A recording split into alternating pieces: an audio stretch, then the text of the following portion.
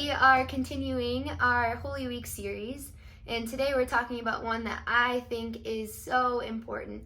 Not that the other ones aren't, but man, do I need to hear the message of what we're going to be talking about today, Good Friday. Good Friday is the day where we remember Jesus' sentencing, crucifixion, and then death. And so before we move on, I want to encourage you to open up your own Bible or pull it up on your phone and read Matthew 26 and 27, the verses that are listed below. Feel free to pause this video and read that now. After Jesus' sentencing, a group of soldiers surround him. They strip off his clothes, they mock him, they spit on him, they twist together a crown of thorns and then put that on his head so it would pierce his skin. Then they take out a weapon that they used at the time called a flagellum, and they start beating him. As I was reading about Good Friday and what happened to Jesus before his crucifixion, I was horrified. You guys, what happened to Jesus before the cross is absolutely brutal. You see, at the time they used this weapon, like I said, it's called a flagellum. It's this long stick that has hooks and pieces of glass and even bone on the end. And they'd use it to hit someone with. Now the Jews at the time, I'd read, only were allowed to hit someone with it 39 times. Any more than that, it's just, they called it inhumane. But the Romans didn't have this rule. And since Jesus was sentenced by the Romans, it is thought that Jesus was likely hit with it more than 120 times. Just brutal. The way it hit him would wrap around his body and rip him open. Just the most horrifying thing that you could even imagine. They twisted together that crown of thorns, and it wasn't just around his head, but apparently it was more like a helmet that pierced his skin 14 different times, all around his head. And on top of that, they were spitting on him and mocking him in this awful, horrible, horrible way. I often find myself when I read about this or when I think about Good Friday, I think of those soldiers as anonymous characters. There are these faceless strangers who are just the bad guys, the evil ones in the story. But something that struck me this Good Friday season is that Jesus knew those people. He didn't just know those people, but he loved them. The very people that beat him, he knew their story. He knew them personally. He's God. He made them, he loved them, and they were the ones that beat him brutally.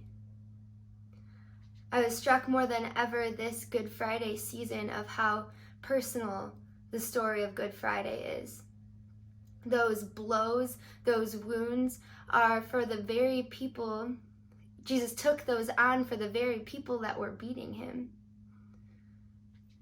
You guys, as you read of Good Friday, we need to recognize that we are no better than those people. You see, if we can recognize that Jesus' love is personal for us, we also need to recognize those sins that are personal to us. You see, if we don't recognize that Good Friday is for us, if we don't recognize our own sins, then Good Friday is just a story of a man sentenced to a cross. If we don't recognize how this story means to us, how it connects to us too, then it's just a sad story. And so on Good Friday, let's name it. Let's name our personal sins. Let's say, Jesus, I did this.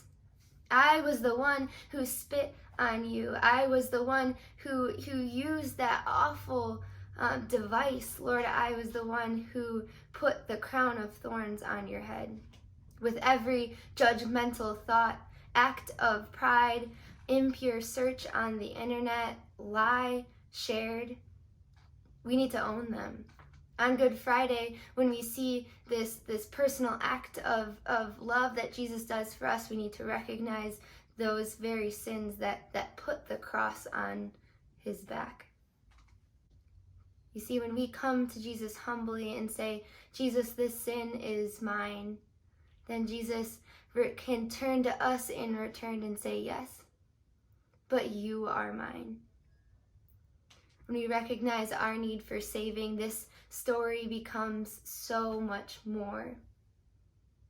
On Good Friday, we see something else too.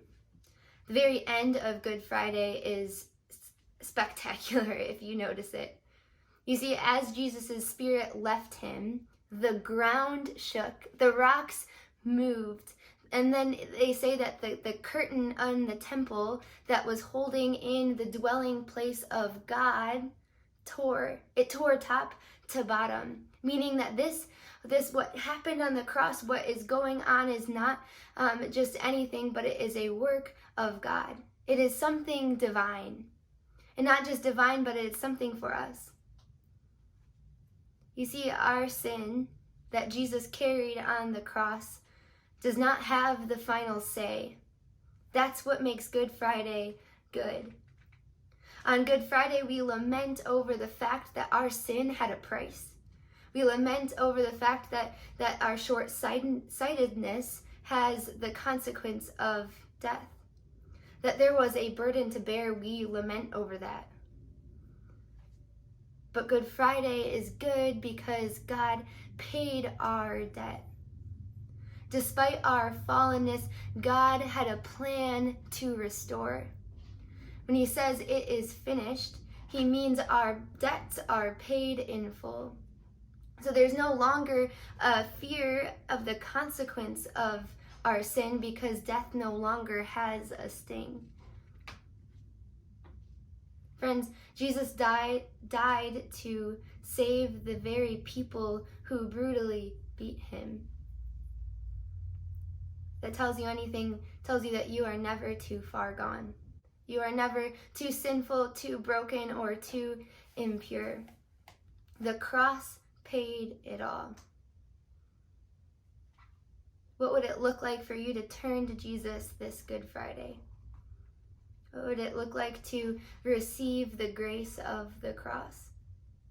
To recognize the ways that you are like those people who beat him, but to receive the love of the cross. You see, on Good Friday, God took on the very brunt of our chaos, of our fallenness. And on Good Friday, we see the very greatest sign of love. And that love is for you.